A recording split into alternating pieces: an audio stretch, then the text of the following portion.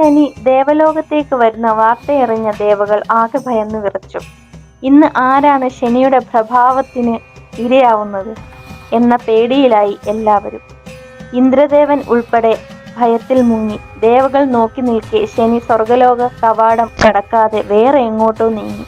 ശനിയുടെ യാത്ര എങ്ങോട്ടാണ് എന്നറിയാനായി ദേവകൾ ശനിയുടെ പുറകെ പോയി. ശനി നേരെ പോയത് കൈലാസത്തിലേക്കാണ്. ശനിയുടെ വരവറിഞ്ഞ മഹാദേവൻ കൈലാസ പർവ്വതം വിട്ട് ഒരു ഗുഹയിൽ കയറി അതിന്റെ കവാടം മൂടി ഗുഹയ്ക്കുള്ളിൽ ധ്യാനത്തിലിരുന്നു.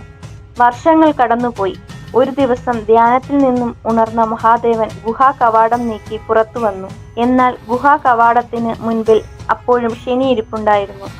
ശനിയെ നോക്കി പുഞ്ചിരിച്ചുകൊണ്ട് മഹാദേവൻ പറഞ്ഞു, "നീ എന്നെ ബാധിക്കേണ്ട കാലം കഴിഞ്ഞുപോയി ശനി." ചെറു പുഞ്ചിരിയോടെ ശനി പറഞ്ഞു, "അങ്ങ് ഗുഹയ്ക്കുള്ളിൽ പോയപ്പോൾ തന്നെ നാം അങ്ങയെ ബാധിച്ചിരുന്നു മഹാദേവ. ഇതിനുള്ള തെളിവല്ലേ പത്നിയായ പാർവതീദേവിയെ പോലും കാണാതെ അങ്ങ് ഗുഹയ്ക്കുള്ളിൽ കഴിച്ചുകൂട്ടിയ 7.5 കൊല്ലം. നീ നിന്റെ ജോലി ഭംഗിയായി ചെയ്തു. ഇനി മുതൽ നിന്റെ നാമത്തിനൊപ്പം ദേവൻ എന്നുകൂടി ചേർത്ത് വിളിക്കപ്പെടും." മഹാദേവൻ ശനിയെ അനുഗ്രഹിച്ചു. അതോടെ ശനി ശനിദേവനായി മാറി.